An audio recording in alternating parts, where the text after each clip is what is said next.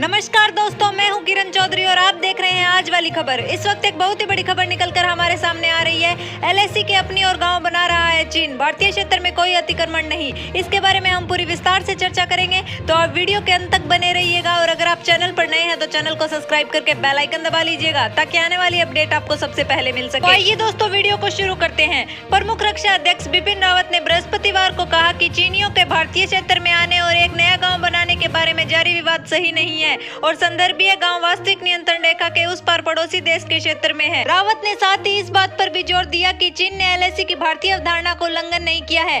America रक्षा विभाग ने अपनी एक हालिया रिपोर्ट में कहा है कि एलएसी के पूर्वी सेक्टर में चीन ने तिब्बत स्वायत्त क्षेत्र और भारत के अरुणाचल प्रदेश के बीच विवादित क्षेत्र में एक बड़ा गाँव निर्मित किया है। इससे पहले अमेरिकी रिपोर्ट पर एक आधिकारिक प्रतिक्रिया में विदेश मंत्रालय ने कहा कि भारत ने अपनी जमीन पर न ही चीन के अवैध कब्जे को और न ही किसी अनुचित दावों को स्वीकार किया है। विदेश मंत्रालय के प्रवक्ता अरिंदम बागची ने बृहस्पतिवार को एक साप्ताहिक मीडिया ब्रीफिंग में कहा कि चीन ने पिछले कई वर्षों में समवर्ती क्षेत्रों के साथ साथ उन क्षेत्रों में निर्माण गतिविधियां की है जिन पर उसने दशकों पहले अवैध रूप से कब्जा किया था। भारत ने अपनी जमीन पर न तो इस तरह के अवैध कब्जे को और न ही चीनी के अनुचित दावों को कभी स्वीकार किया है। हालांकि रावत ने एक कार्यक्रम में कहा, जहां तक हमारा सवाल है, एलएसी की तरफ हमारी और ऐसा कोई गाँव नहीं बना है। उन्होंने कहा, मौजूदा विवाद की चीनी हमारे क्षेत्र में आ गए हैं और एक नया गांव बनाया है, सही नहीं है। सीडीएस ने कहा, हाल ही में जो कहना चाहता हूं वह यह है कि चीनी संभवतः एलएसी के साथ लगते क्षेत्र में अपने नागरिकों या अपनी सेना के लिए गांव का निर्माण कर रहे हैं, खासकर हालिया संघर्ष के बाद। इसी के साथ रावत ने यह भी कहा कि भारतीय और चीनी दोनों सेनाओं की एलएसी पर अपनी अपनी चौकियां हैं। उन्होंने कहा, जहां भी चीन ने अपनी चौकियां विकसित की है, हमने उस क्षेत्र में मौजूद कुछ पुरानी जड़ झोपड़ियां देखी थी।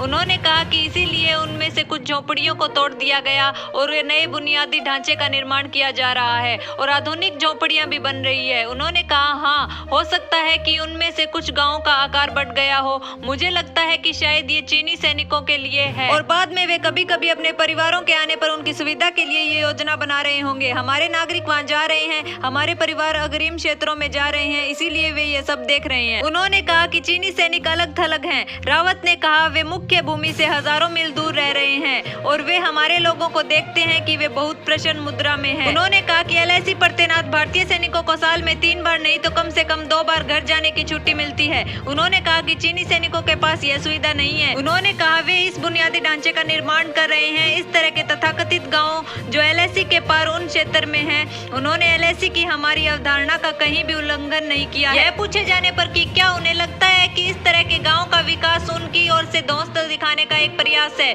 उन्होंने जवाब दिया, बिल्कुल नहीं, मैं इसे दोस्त जमाना नहीं कहूँगा। इन गाँव के विकास के साथ यह सुनिश्चित करने की कोशिश कर रहे हैं कि वे अपने समवर्ती क्षेत्रों तक पहुंच बनाए। यह कुछ ऐसा है जो हमें भी करना चाहिए। भारत अपने सीमा क्षेत्र के विकास के बारे में चिंतित है और सरकार ने बीएडीपी परियोजना के लिए धन जारी किया है। तो आज के लिए इतना ही। अगर वीडियो पसंद आई हो तो लाइक और शेयर कर दीजिए और अगर आप चैनल पर नए हैं तो चैनल को सब्सक्राइब करके बेल आइकन दबा लीजिए, ताकि आने वाली अपडेट आपको सबसे पहले मिल सके।